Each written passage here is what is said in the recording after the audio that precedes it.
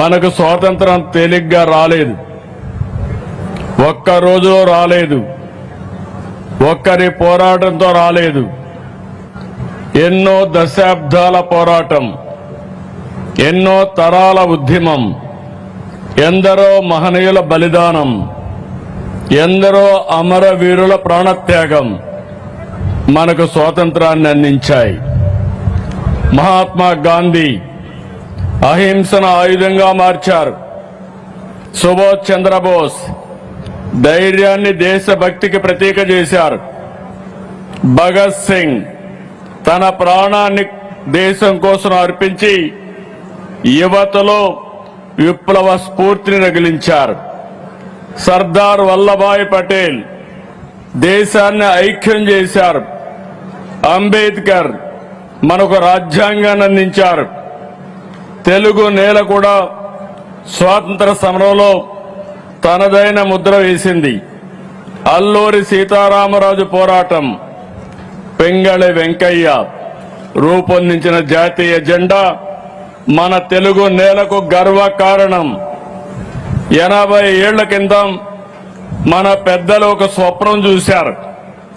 అది స్వేచ్ఛా భారతదేశం. దానిని సాధించి మనకిచ్చారు. వాళ్ళ మన కోసం పోరాడారు, త్యాగాలు చేశారు. ఇప్పుడు మన వంతు వచ్చింది. స్వాతంత్రం వచ్చి 100 ఏళ్లు పూర్తయ్యే 2047 నాటికి దేశాన్ని, రాష్ట్రాన్ని నెంబర్ 1 చేయాలనే సంకల్పంతో పనిచేద్దాం అనే నేను సంకల్పం. ఈ దేశం మనకు హక్కులు ఇచ్చింది, గుర్తింపు తెచ్చింది, గౌరవం తీసుకొచ్చింది. దేశానికి మనం ఏం చేయాలనేది ఆలోచించాలి. దీనికోసమే నా దేశం, నా బాధ్యతని ముందుకు సాగాలి. మన చేతిలో జాతీయ జెండా ఉండాలి. మన గుండెల్లో బలమైన అజెండా ఉండాలి. అనుకున్న లక్ష్యాన్ని సాధించడానికి వచ్చే 20 ఏళ్ల అనునిత్యం పనిచేస్తామని సంకల్పం తీసుకోవాలి. ఈ దేశానికి మనం ఏమి ఇవ్వగలమని ఆలోచించడమే అనే నేను సంకల్పం. మనం ఏ పని చేసినా దేశ భవిష్యత్తు దృష్టిలో పెట్టుకుని సమాజ హితం కోసం పనిచేయాలి. విద్యార్థి తన నైపుణ్యంతో ఆవిష్కరణలు సాధించాలి. రైతు ప్రకృతి సాగుతో ప్రజల ఆరోగ్యాన్ని, భూసారాన్ని కాపాడాలి. ఉద్యోగి అంకిత భావంతో పనిచేసి సమాజం పట్ల బాధ్యత నెరవేర్చాలి. మహిళ అవకాశాలను అందిపుచ్చుకుని సాధికారత సాధించాలి. ఇలా ప్రతి ఒక్కరూ వ్యక్తిగత జీవితంలో విజయం సాధించడం కూడా దేశ నిర్మాణంలో భాగమే. ఒక వ్యక్తిగా మీ ఆలోచన చిన్నదిగా అనిపించవచ్చు, కానీ కోట్లాది మంది భారతీయులు కలిసి అది దేశ సంకల్పం అవుతుంది.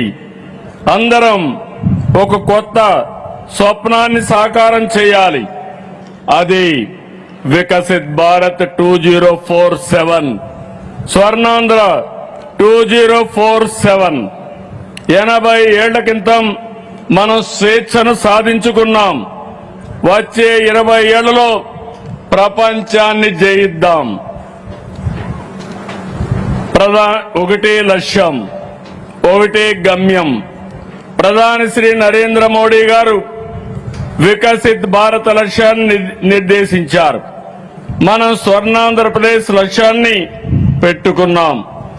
ఈ 2 లక్ష్యాలు వేరు కాదు. వికసిత్ భారత్కు బలమైన రాష్ట్రం, స్వర్ణాంధ్రకు బలమైన దేశం కావాలి. అందుకే దేశం కోసం మనం చేసే ప్రతి పని స్వర్ణాంధ్ర నిర్మాణంలో ఒక భాగం. స్వర్ణాంధ్ర కోసం మనం చేసే ప్రతి పని వికసిత్ భారత్ నిర్మాణంలో ఒక భాగం. అంతా కలిసి ఐక్యంగా, బాధ్యతగా స్వర్ణాంధ్రప్రదేశ్ నిర్మిద్దాం. వికసిత్ భారత్ను సాకారం చేద్దాం. దీనికోసం 80వ స్వాతంత్ర దినోత్సవ సందర్భంగా దృఢమైన సంకల్పం తీసుకుందాం. ఎన్నో సవాళ్లు దాటి వచ్చాం. స్వతంత్ర భారతదేశం ఎన్నో సవాళ్లు ఎదుర్కొంది.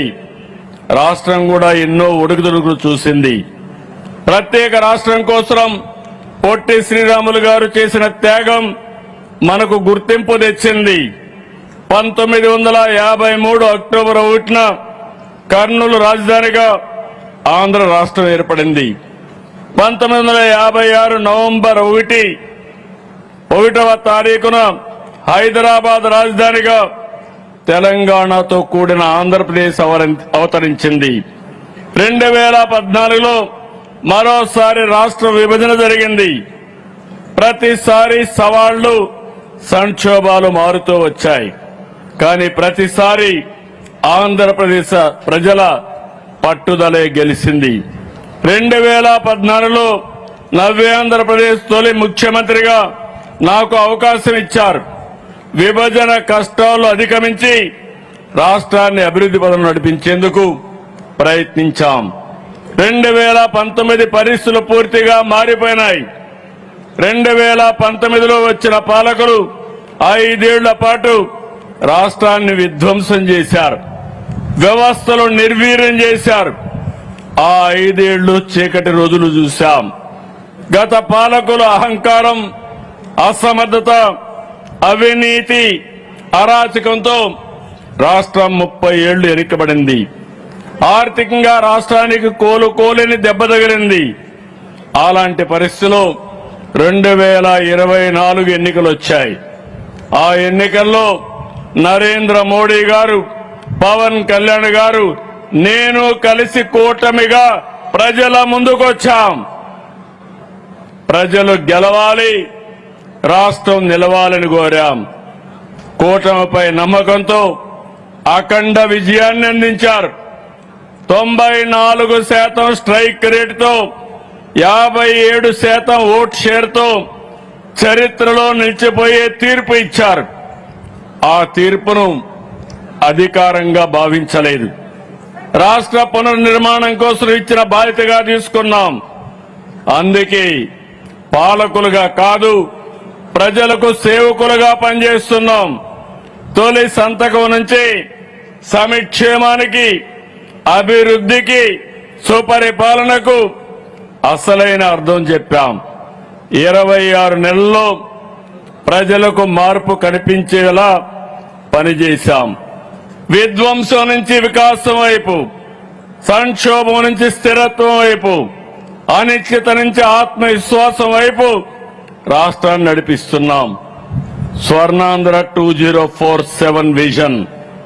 మన రాష్ట్రానికి ఒక లక్ష్యం ఉండాలి. మన ప్రయాణానికి ఒక గమ్యం ఉండాలి. అందుకే విస్తృతంగా చర్చించి స్వర్ణాంధ్ర విజన్